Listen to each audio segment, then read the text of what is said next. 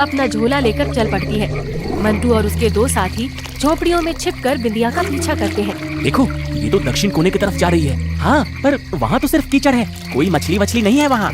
बिंदिया जाल डालती है और फिर से बड़ी मात्रा में झींगे पकड़ती है। मंटू का मुंह खुला का खुला रह जाता है। क्या जादू है इसमें? कल से हम भी यहीं जाल डालेंगे। अगले दिन मंटू और उसके साथी उसी कोने में जाल डालते हैं, लेकिन एक भी झींगा नहीं फंसता, बल्कि कीचड़ ही कीचड़ फंस जाता है। ये क्या माजरा है? वही जाल वही जगह।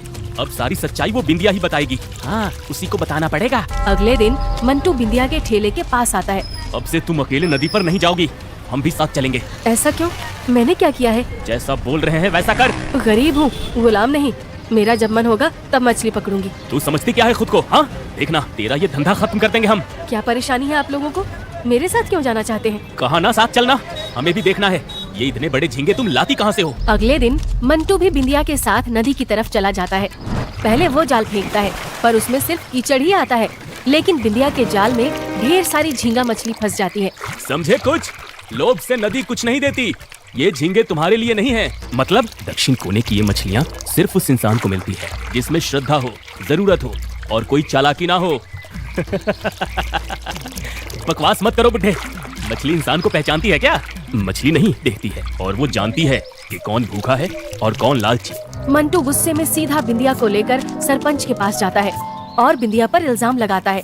सरपंच जी, ये बिंदिया झील में कोई केमिकल डालती है, तभी इतने बड़े झींगे फंस जाते हैं इससे। बिंदिया, ये क्या कह रहा है? कुछ कहना है तुम्हें? सरपंच जी, अगर झूठ बोलूं तो मेरे बेटे को एक दाना नसीब ना हो। मैंने कभी कुछ नहीं मिलाया। ठीक है, कल पंचायत में फैसला होगा।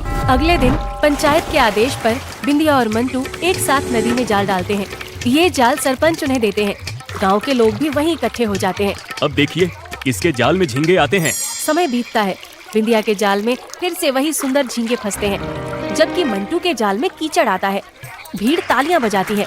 सच खुद सामने है। बिंदिया निर्दोष और मंटू तूने झूठ बोला।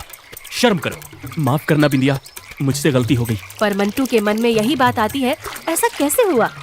आखिर बिंदिया के जाल में ही मछली क्यों फंसी? बिंदिया, तुझे कभी लगा कि इस नदी में कुछ तो है जो तुझसे खुद जुड़ गया है? काका, कई बार लगा जैसे कोई है जो जाल खींचने से पहले जाल भर देता है। चल, आज तुझे कुछ दिखाता हूँ, कुछ ऐसा जो मैं